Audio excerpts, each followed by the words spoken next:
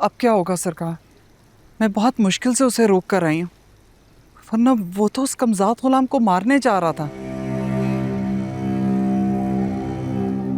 कम से कम गुलाम आपको तो बता ही सकता था। मैं भी बहुत परेशान हूँ।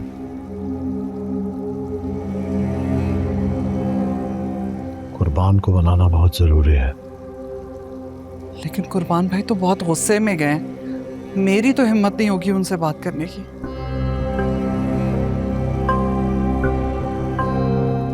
तुम और मैं अच्छी तरह जानते हैं कि बादशाह और मुर्ग की शादी के पीछे सिकंदर की मौत छुपी है और हमारे वोट हैं।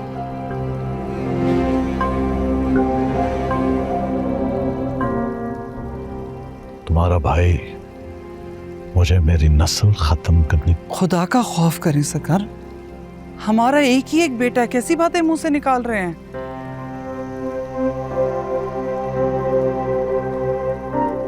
तो ये बात तुम्हारे भाई को मौत को गले लगाने से पहले सोचनी चाहिए थी,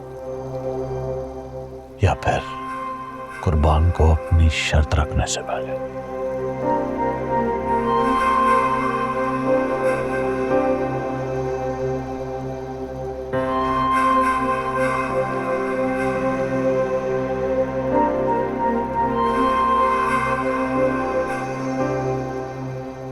सिकंदर के साथ खुर्शीद को भी मर जाना चाहिए था। मैं तो कहती हूँ उसे वापस ही नहीं लाना चाहिए था, वही मार के गाड़ देते। उसकी औलाद की वजह से आज मेरे बेटे की जान पे बन आई है। निकाल बाहर करे उसे।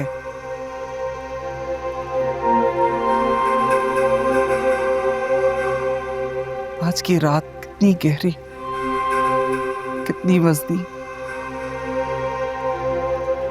गुजरने का नाम ही नहीं ले रही।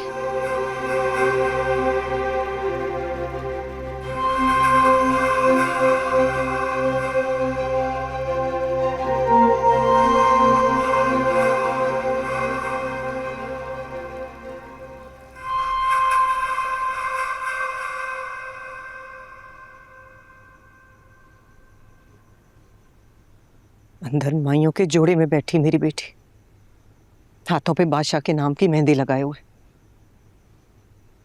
और अचानक दूल्हे ने खुशी में मस्त नाचते हुए शादी से इनकार कर दिया। पता नहीं क्या हो रहा है ये सब, मेरी तो कुछ समझ में नहीं आ रहा। मेरी बेटी की तो जिंदगी बर्बाद हो गई। मेरी बेटी को पसंद आ गया था, इसलिए लिहाज कर गया। बादशाह को माफी भी मांगनी पड़ेगी और शादी भी करनी पड़ेगी, वरना उस घर के दोनों मर्दों में से कोई भी नहीं बचेगा। कैसी बातें कर रहे हैं आप? उस घर में बहन है आपकी बहन है वो।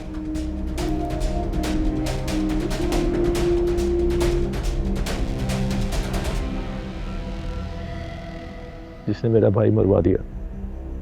मैं सिकंदर की मौत को भूला नहीं हूं। ऐसे ही मैंने अपनी बेटी उसके बेटे को नहीं दी। बादशाह जुर्माना है सिकंदर की मौत का।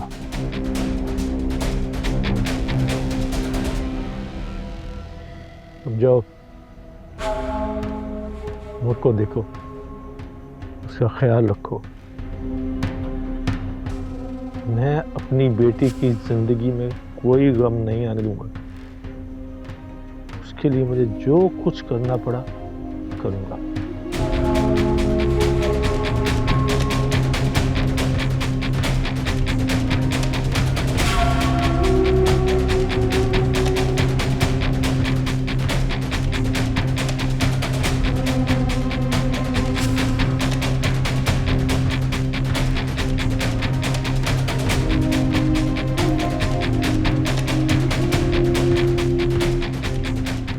हाँ, नजर रखो वहां पर। पल पल की मुझे खबर मिलनी चाहिए। कौन आ रहा है, कौन जा रहा है, क्या हो रहा है। जरा सी चूक हुई तो आगे तुम समझदार हो। नहीं नहीं, करना क्या है वो मैं बताऊंगा। अभी जो कहा है वही करो।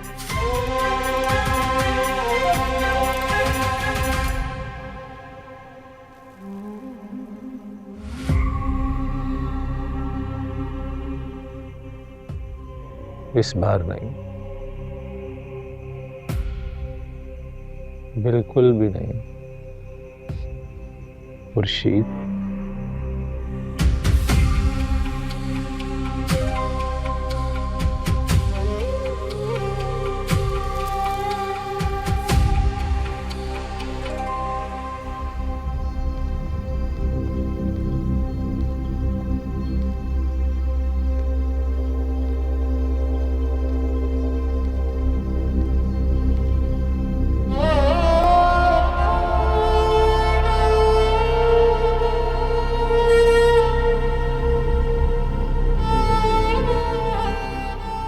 मैं तो बादशाह की मोहब्बत में उसकी चाकरी करने के लिए आता हूँ।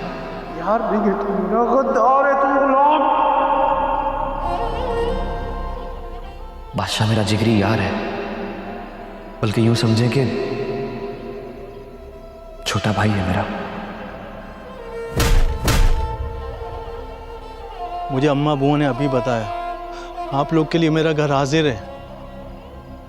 गरीब की यही औकात होती है, गाली खाकर पलता है और लात खाकर सोता है।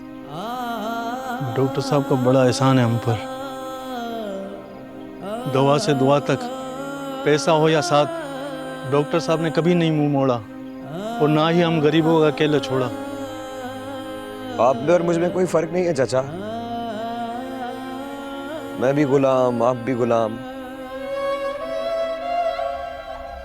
आपके बस में कुछ नहीं है। आप मेरे लिए कुछ नहीं कर सकते जैसे इस वक्त अपने लिए मैं। आप दोनों को खुदा का वास्ता, आज की रात मेरे घर ठहर जाओ, सुबह होते ही चले जाना, बल्कि मैं तुमको खुद सुबह छोड़ के आऊँगा।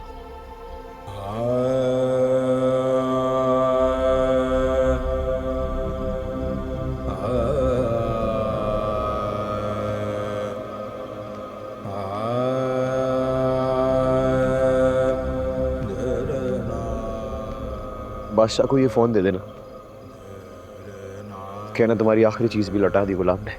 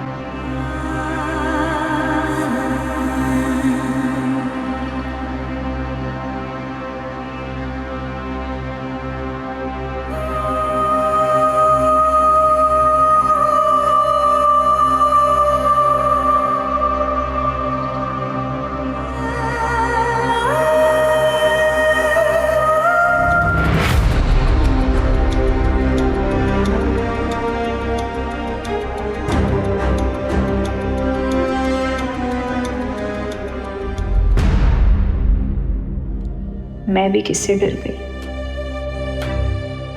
पिस्तौल से डराना तो इसकी पुरानी आदत है। ये हर वक्त जान से मार डालने की धमकी देगा, तो क्या मैं इससे डर के मोहब्बत करना छोड़ दूंगी?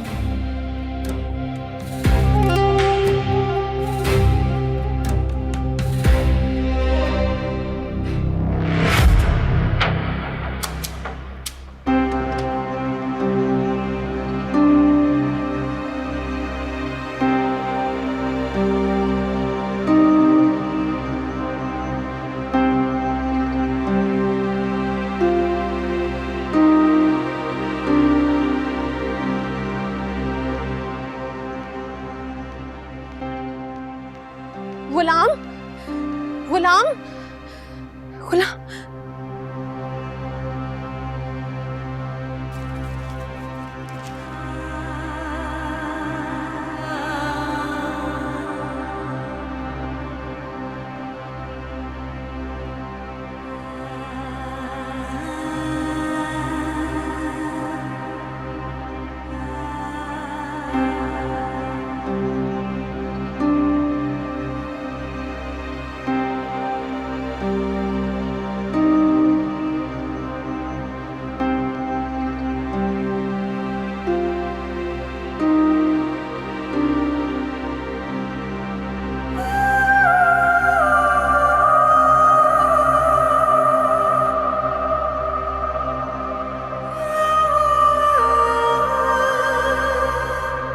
शाहों की किस्मत पाने वाले बादशाह, उम्मीद है हमें घर में ना पाकर आपको दिली खुशी हुई होगी।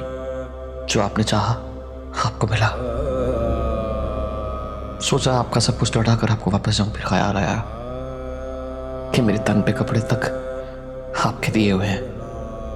जो जो चीज मेरा हक थी वो कुदरत ने आपके हाथों एहसान बनाकर मुझे अता किया।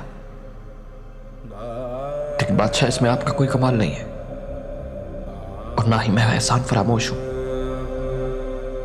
कुदरत की इस नाइंसाफी पे सिर्फ दुख होता है। एक ही बाप की दो औलादें, जिसमें से एक बादशाह तो दूसरा गुलाम। मोहब्बत बड़ी खुदगर्ज चीज है बादशाह, जो मुझसे बेहतर आप जानते हैं। मैंने कोशिश की थी सुंदरी को आपकी तरफ माइल करने की। अगर वो मेरा जरा सा भी साथ देती तो छोड़ देता मैं उसे आपके लिए। सुंदरी मांगी थी ना। अगर वो साथ देती तो अपने हाथ से आपके हाथ में उसका हाथ सौंप कर जाता।